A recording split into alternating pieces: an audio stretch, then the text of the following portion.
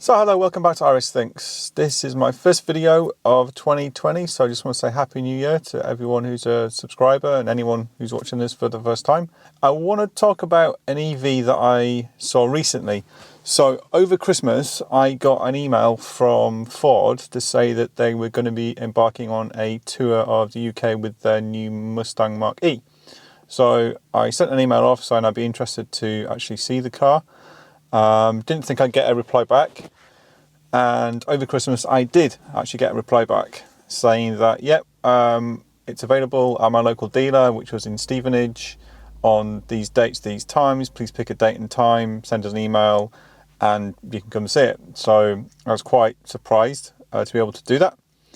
Now, what I plan to do when I go there is, obviously I have a YouTube channel about electric cars, so I was planning to take my gear with me and be able to film it so I could show you guys all about it.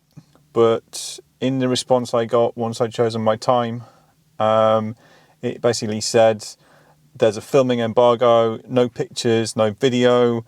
They even said as much as not to post on social media about the car, because the car that we'd be seeing would be a pre-production car, so it could have features on there or things that are not actually finalised yet. So thus they didn't want it to be anywhere, social media, YouTube, etc. So I went to the event anyway, and the car was there in the showroom. It was kind of behind a big screen with like a tiny little gap to get through, so you couldn't see anything unless you'd been invited to go in.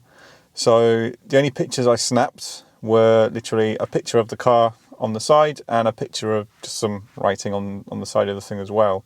So when I'm talking about specs of the car and anything else, I'm going to be kind of cutting in some footage and images that I can find on the Ford website under the fair use policy. So it's not just me talking, because you probably don't want to see that, but I can talk over the top. So the car that we saw was the Mustang Mach-E First Edition. This car will have limited availability and will be the first model that comes out. It'll be the all bells and whistles versions that comes out first, similar to the other manufacturers. They release the high-spec cars first because obviously there's more demand, more profit in those, so Ford are no exception in this one. So the Mach-E First Edition, we were told it came in at 58,000, and that's without the government grant. So all prices that I mention in this video are without the government grant. They're taking the unusual step not to include that, which I think is a good idea, because the grant could be changing soon anyway, so it saves having to reprint literature, etc. It will come in three colours. There is a rapid red, there's a blue, and there's a grey, and those are the only colours that the first edition will come in. It came with a panoramic roof, a standard, which is really nice, and a Bang & Olufsen 10-speaker sound system, and it also came with 360-degree cameras, which is also a useful addition. So starting at the front of the car, and I'll kind of work backwards and hopefully be able to integrate some pictures of this as well from the Ford website, as I said previously. So at the front of the car, you've got all LED headlights, and this is across the range. It's not just for the first edition, it's for all models in the range. You have a distinctive kind of Mustang style grille. Well, I say grille, it's more like a panel with like a edging on it, so obviously it doesn't need a grille.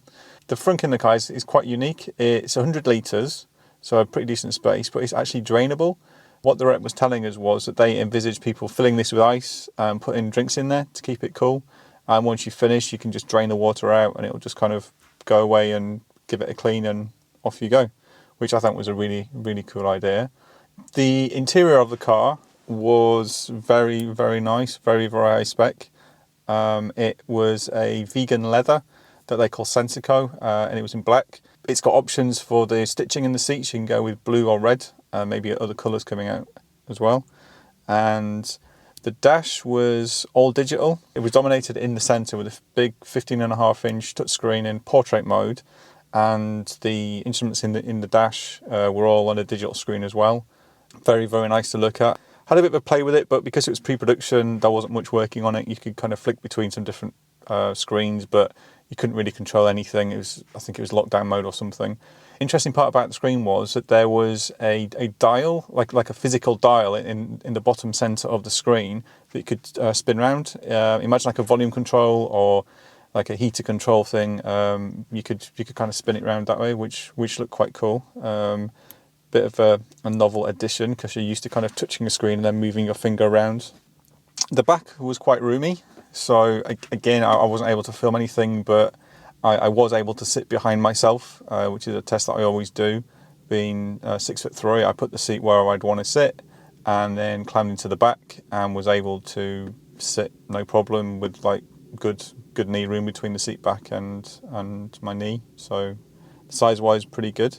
The boot was quite big. It came in at 402 litres, which is a pretty decent size. My Leaf is 400 litres, so very, very good size boot. The tailgate was automatic, button to release. Seems to be kind of fairly standard nowadays. No spare wheel. There was storage underneath the boot, so like a false floor underneath where there was the tyre compressor and also storage for the cable.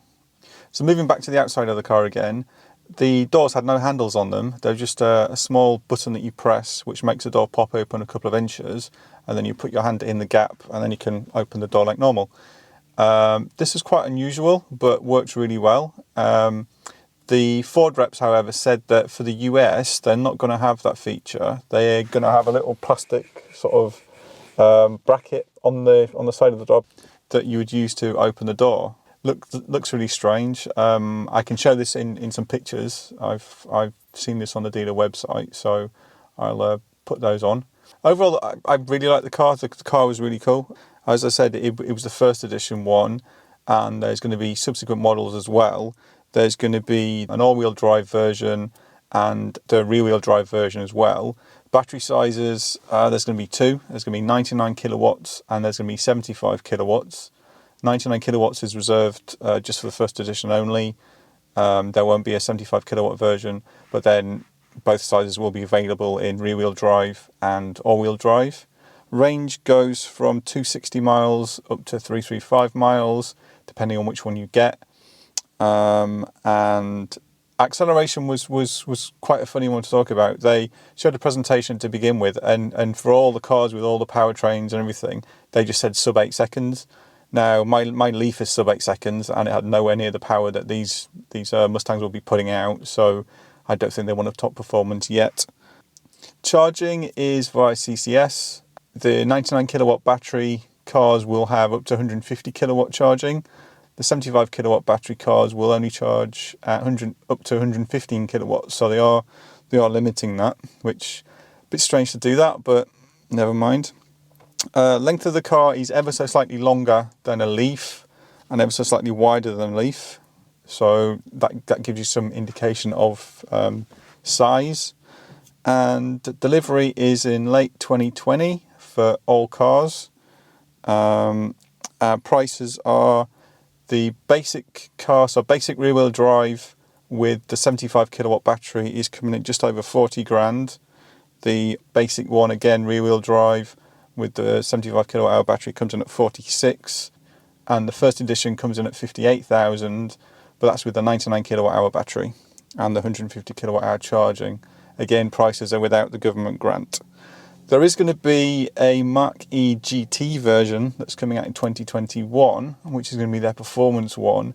The only figures I could find on that online were it's going to have 800 and something Newton meters of torque, so the performance version of the car. Thank you for watching. I really wanted this video to be something more than me just talking about this with showing you pictures and video clips. I wanted to film this myself, but sadly that wasn't to be. So thank you for watching. Please like and subscribe, please share, and again, Happy New Year.